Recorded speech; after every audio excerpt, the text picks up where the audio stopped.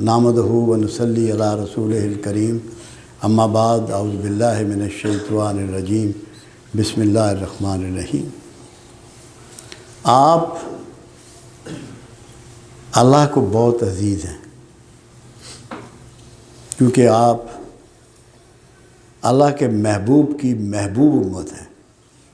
اللہ آپ سے پیار کرتا ہے، اسی لیے پروردگار عالم نے آپ کو روزے فرض کیے کہ آپ تقوی حاصل کر سکیں۔ کیوں؟ تقوی آپ کو کیا دیتا ہے؟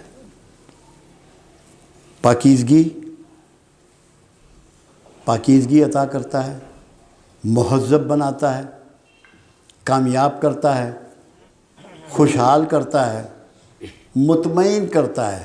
اللہ آپ کو مطمئن حالت میں دیکھنا چاہتا ہے کہ میرے حبیب کے امتی، میرے حبیب سے پیار کرنے والے مطمئن اور کامیاب زندگیاں گزاریں اور میرے پاس آ کر بھی کامیابیوں کے ساتھ اپنی اگلی منزلوں میں اپنے راستے تلاش کریں اور ان میں جگہ بنائیں، جس کے لیے اللہ نے آپ کو تقوی کی منزل تک پہنچانے کے لیے آپ کو رمضان دیا، روزے دیے، رمضان میں قرآن دیا، رمضان میں ہی رسول اللہ صلی اللہ علیہ وسلم کی بطور نبوت کا اناؤنسمنٹ کروائی، اور تقوی کے لیے آپ کو روزوں کا ترتیب دی، ایک سسٹم دیا تربیت کے لیے۔ اور تقوی کیا ہے؟ آپ کی زندگیوں کا ڈسپلن سے شروع ہونے کا نام تقوی ہے،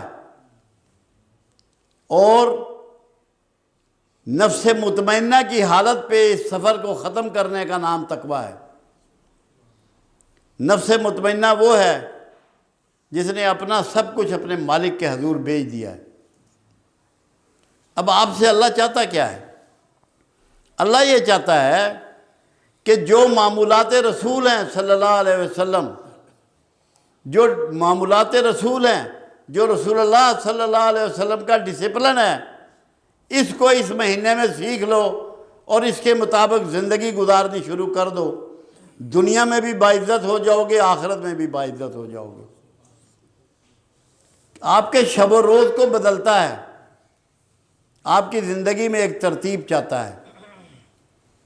کیا اب آپ کا جاگنے کا ٹائم ہے؟ کیا سونے کا ٹائم ہے؟ کھانے کا ٹائم ہے؟ کتنا کھانے کا ٹائم ہے؟ لباس کو پاکیزہ رکھنے کا وقت ہے؟ کون سا طریقہ رسول ہے، معمول رسول ہے جو آپ نے اپنایا ہوا ہے؟ کس بنا پہ آپ کہتے ہیں کہ آپ شفاعت رسول کے حقدار ہیں؟ ہر وہ کام ہم نے رواج دے رکھا ہے جو طریقہ رسول کے مخالف ہے، نعرے عشق مصطفیٰ کے ہیں۔ اسلام نعروں کا نام ہے، اسلام ایک پروگرام کا نام ہے، ایک سسٹم کا نام ہے، اپنے آپ کو بدلنے کا نام ہے۔ اور اللہ کا یہ سنت ہے، اللہ کی یہ طریقہ ہے کہ جو ڈسپلن نہیں ہے، جو اخلاق میں درست نہیں ہے، اللہ نے اس سے راضی نہیں ہونا، جہاں مرضی چلا جائے۔ ڈسپلن میں درست کرنے کا نام روزہ ہے۔ اللہ کے رسول کب اٹھتے تھے؟ رات کو تہجد کے وقت، جسے علامہ نے کہا کچھ ہاتھ نہیں آتا بے آہ سحر گائی۔ راتوں کو سجدے کرو، راتوں کو گڑگڑاؤ، راتوں کو رو، معافی مانگو۔ جاگنے کا وقت بتا رہا ہے روزہ۔ پھر فجر کا وقت آپ کا متعین کرنا ہے کہ عملی زندگی شروع ہو گئی ہے، میں نے سورج کو طلوع کر دیا، روشن کر دیا دن کو، کہ تو کام کر۔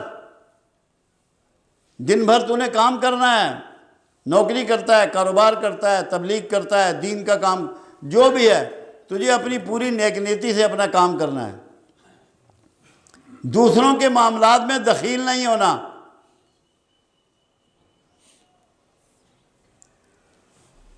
جو بھی تیرا فنکشن ہے تو نے اس کو پراپرلی کرنا ہے. پھر شام کو تیرا بزنس کلوز کرنے کا، اللہ کے حضور سجدہ ریز ہونے کا ٹائم مقرر ہو گیا. اور سب سے بڑی بات کیا ہے؟ خواہشیں نہیں. رمضان میں خواہشیں نہیں، تمہاری ضرورتیں روکی جا رہی ہیں اللہ کی طرف سے. کھانا تمہاری ضرورت ہے، پینا تمہاری ضرورت ہے، دوستوں سے گپیں مارنا تمہاری ضرورت ہے، ازواج کے پاس جانا تمہاری ضرورت ہے، مگر اللہ روک رہا ہے اس کو. کیوں؟ کہ اگر تم لوگ دنیا میں کوئی نام چاہتے ہو، کوئی عزت چاہتے ہو، کوئی عروج چاہتے ہو، کوئی بینیفٹ چاہتے ہو، تو بغیر سیکریفائز کیے تمہارے حصے میں نہیں آئے گا. تمہیں قربانی دینی ہے اس کے لیے، اپنے کھانے کی، اپنے پینے کی، اپنے سونے کی، اپنے جاگنے کی، اپنے تمام آسائشوں کی قربانی دینی ہے. یہ جہاد کی طرف پہلا سبق ہے. 1 ہجری میں روزے فرض ہوئے. کیوں؟ کہ جہاد متقیوں پہ فرض ہے، اہل تقوی کا کام ہے جہاد. ورنہ تم تو کسی کی جان اپنی ذاتی غرض کی وجہ سے بھی لے سکتے ہو. اگر متقی ہو تو تم اللہ کے لیے مارو گے کسی کو. کیونکہ اگلے سال 2 ہجری میں جہاد فرض ہوا. تو روزہ بنیادی طور پہ مسلمان کو مومن سے متقی بنانے کا ہتھیار ہے، انسٹرومنٹ ہے، ذریعہ ہے، طریقہ ہے. اور جب تک آپ متقی نہیں ہوں گے اللہ کے لیے قربانی دیں گے. جنہوں نے مواخات میں حصہ ڈالا، اپنے گھر دے دیے، اپنے کاروبار دے دیے، اپنے جانور دے دیے، وہ کب دے دیے؟ جب وہ اس بات کے لیے راضی ہو گئے، انہوں نے اس طریقے کو زندگی میں اپنا لیا کہ ہمیں اپنے اللہ کو راضی کرنا ہے، اس مال کی کوئی ویلیو نہیں، اس پوزیشن کی، اس مکانوں کی، اس بزنس کی کوئی ویلیو نہیں. روزہ آپ کو سیکریفائز کرنے کا درس دیتا ہے، چھوڑنے کا درس دیتا ہے.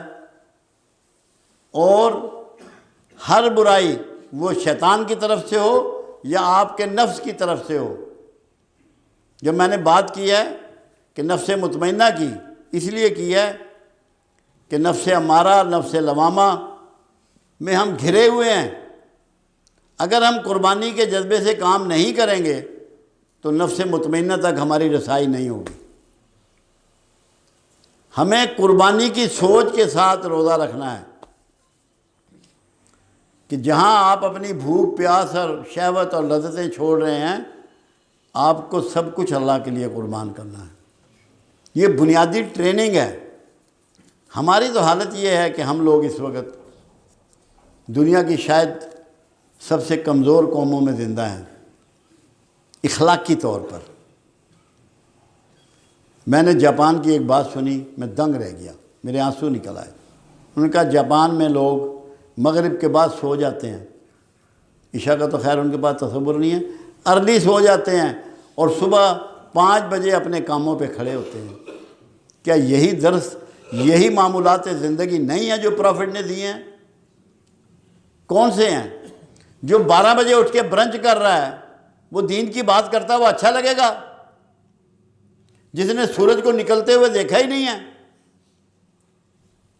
اگر آپ لوگوں کو نفس مطمئنہ تک پہنچنا ہے اور اس کی جستجو کرنی ہے، پھر آپ کو قربانی سیکھنی پڑے گی. اپنے جذبوں کو، اپنے لالچ کو، اپنے غصے کو، اپنی نفرت کو، اپنی عناد کو، اپنے حسد کو، اپنی شہوت کو اللہ کے لیے چھوڑنا پڑے گا. یہ تو کھانے پینے کی چیزیں آپ سے چھڑوانا، یہ تو اس لیے ہے کہ اس سے آپ اپنے جسم کو قابو کرتے ہیں، تو اس سے آگے بڑھتے ہوئے آپ اپنی روح کو بھی قابو کریں. اپنے اندر سے یہ کھرچ کے نکالیں چیزوں کو. رمضان کو غنیمت سمجھیں. حالانکہ رمضان کے معنی، کیونکہ ٹائم نہیں، میں ادھر نہیں گیا، رمضان کے معنی جھلسا دینے کے ہیں. جھلسا دینے والا یا جھلسا دینے والی طاقت کس کو جھلساتی ہے؟ رمضان گناہوں کو، ان کے اثرات کو. اور آسان ہے، جب آپ توبہ کرتے ہیں، آپ کو کیسے کنفرم ہوگا کہ یہ میری توبہ قبول ہوئی ہے کہ نہیں ہوئی؟ اللہ کا کوئی ایسا نظام نہیں ہے کہ بندے کو یہ نہ پتہ لگے کہ میری نماز قبول ہوئی ہے کہ نہیں، میرا روزہ قبول ہوا کہ نہیں، نہ حج قبول، ہر چیز کا پتہ لگتا ہے، کیونکہ اس کے اللہ نے بیان میں فرما دیا کہ روزہ تمہیں صاحب تقوی بناتا ہے، نماز تمہیں فحش و منکر سے روکتی ہے، زکوٰۃ تمہارے مال کو یزکی کرتی ہے۔ نتائج ہمیں بتاتے ہیں، توبہ کا بھی نتیجہ معلوم ہے۔ اس مہینے کثرت سے توبہ کریں۔ توبہ کا نتیجہ یہ ہے کہ جس گناہ سے آپ توبہ کر رہے ہیں اس کی یاد جب اللہ آپ کے دل سے مٹا دیتا ہے اور وہ جو گلٹ اندر پیدا ہوتا ہے اس کو دھو ڈالتا ہے، اس کا مطلب ہے کہ توبہ قبول ہو گئی ہے۔ کثرت سے توبہ کریں، اور توبہ جو ہے وہ مستقبل کی کمٹمنٹ کا نام ہے، اللہ سے وعدے کا نام ہے۔ جو پچھلے غلطیاں کی ہیں وہ اس میں معافی مانگنی ہے، وہ معافی ہے۔ ہم نے توبہ اور معافی کو گڑمڑ کیا ہوا ہے۔ توبہ کمٹمنٹ ہے، وعدہ، اللہ سے پرامز، وعدہ کرو اس سے کہ کل سے یہ کام نہیں کروں گا۔ اگر آپ دنیا میں عزت چاہتے ہیں، احترام چاہتے ہیں، تو سب سے پہلے جو آپ بانٹیں گے وہ آپ کو مل جائے گا۔ لوگوں کی عزت شروع کریں، لوگوں سے محبت شروع کریں، لوگوں کی خدمت شروع کریں، اپنی پہچان کے لیے نہیں، اپنی شہرت کے لیے نہیں، اپنی کسی معاشی معاوضے کے لیے نہیں، اپنی غلطیوں کی معافی کے لیے اور جو ذلت کا عذاب ہے اس سے بچنے کے لیے۔ جب آپ لوگوں کی عزت کریں گے اللہ آپ کو عزت داروں میں شامل کر دے گا۔ جب آپ لوگوں سے محبت کریں گے اللہ آپ سے محبت شروع کر دے گا، اور جب آپ لوگوں کی خدمت کریں گے تو اللہ آپ کے لیے خادم کھڑے کر دے گا۔ دوسرا، ہمارے اپنے ملک میں حالات جو ہیں معاشی طور پہ دگرگوں ہیں، اس کا بہت آسان راستہ ہے کہ آپ اپنی زندگی میں کفایت شواری سے کام لینا شروع کر دیں، سیونگ شروع کر دیں، بچت شروع کر دیں، سادگی کو اختیار کر لیں تمام تقریبات میں، مرنے سے لے کے اور شادی بیاہ کی، اور سچائی پہ گامزن ہو جائیں۔ جھوٹوں کو اللہ کبھی عزت و توقیر عطا نہیں کرتا، کیونکہ اللہ کے رسول صلی اللہ علیہ وسلم کے فرمودات کے مطابق جھوٹا مسلمان نہیں ہوتا۔